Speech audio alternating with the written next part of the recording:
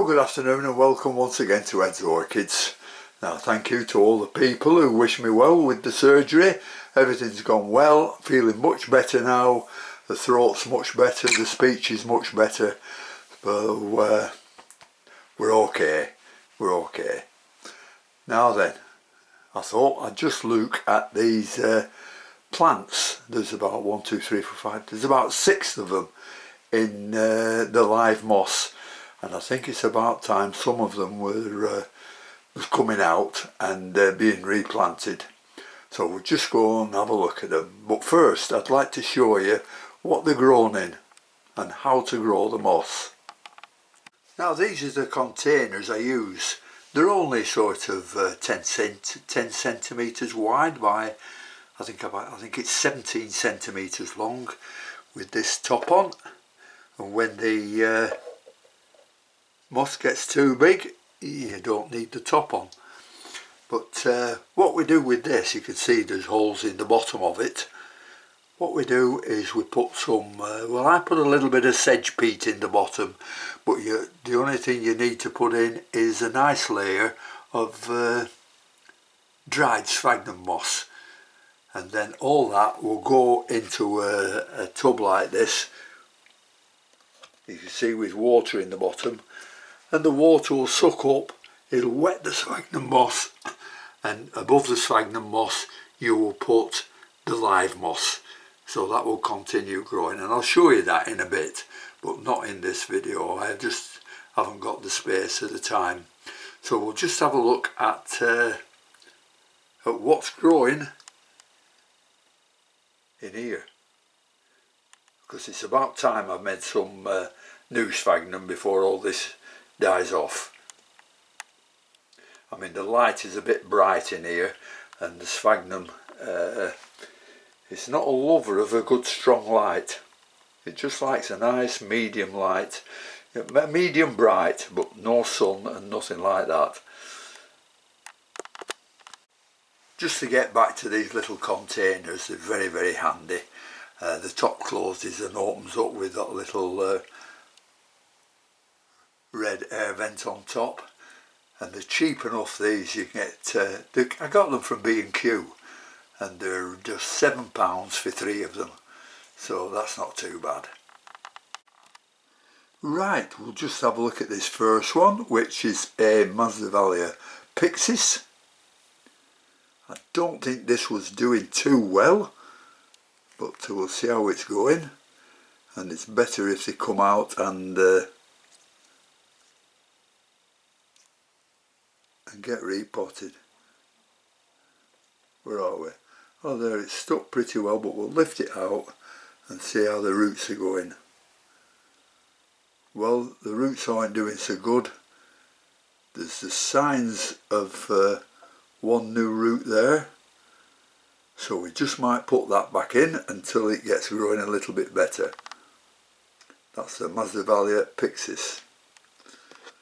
We've got another Masdevallia over here, I think.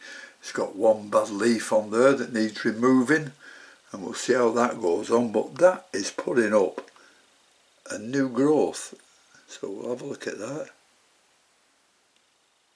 Yeah, that's got some nice new roots on it and a new growth coming up there. So we'll sort all these out in a bit. This is the knobbly that I put in, I don't know, it's about a week ago, but there's a nice little lump forming there. Don't know what it is, didn't notice it before. So we'll put that on one side and see how that's going.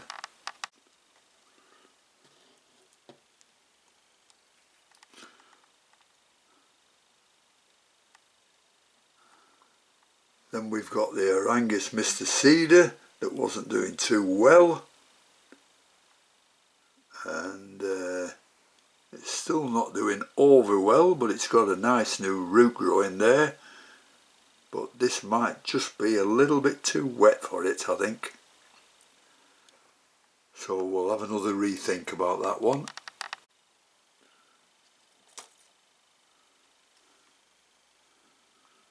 Then there's this thing, I don't know what this one is. This had no roots at all.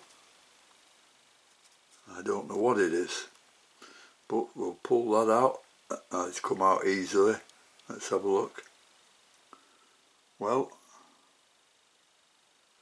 there you see, that's getting a new root growth there.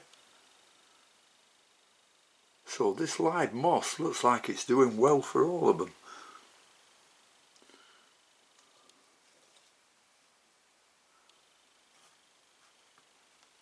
Just move that stake there. And the last one is that's another Masdevallia, and I think this is the one that's doing very, very well. I can't even lift it out, it's stuck.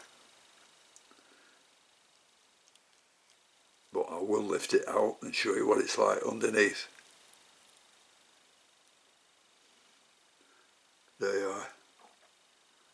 Look at that. That's brilliant. Few dead roots weren't taken off there, they're looking black, but the new roots are absolutely beautiful.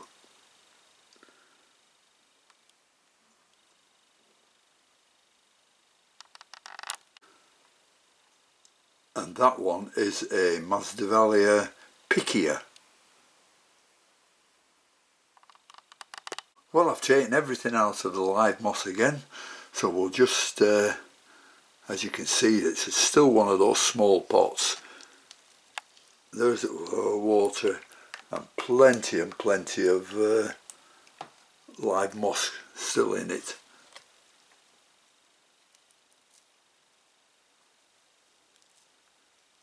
You see, what I'll do when I put some more sedge peat in there, or some dead sphagnum moss to soak the water up, I'll just take a bit out of here, cut little bits up of it and put it back on top, and that will grow, and in 12 months time that will be absolutely full of live sphagnum. Now I haven't tried Paphiopedilums in it yet, because I'm afraid it might keep them a bit too wet, but on the other hand, keeping them in here with the moss being so loose, they will get a lot of air, so I might just give them a try. So what I'm going to do now, I'm going to trim all these up that I've just taken out. There's 1, 2, 3, 4, 5, 6, and I'm going to trim up all the dead roots, and instead of planting them on their own again, I'm going to put them back into here, because they seem to be doing very well. So I'll just clean them up and then put them back in. Well, I've decided to put them all back in this moss because they're all growing roots, and there's plenty of room in here for them to grow again, and let's just hope they keep going on as well as they do. But any of you who's thinking to grow some live moss, I think it's well worth it, because, well, you can see the results that I'm getting here now of little plants that weren't doing too well, but they're doing really nice now. So yep, get yourself one of these little tubs from B&Q, £7 for 3, and you'll be well away, and your live moss will definitely grow. I mean, your dead moss, like the New Zealand sphagnum moss, I've tried that, but that doesn't grow. But you can use that as a wick for the definite live moss. So thanks very much for watching. Thanks again to all the people who wish me well, and until next time, I'll see you later. Bye.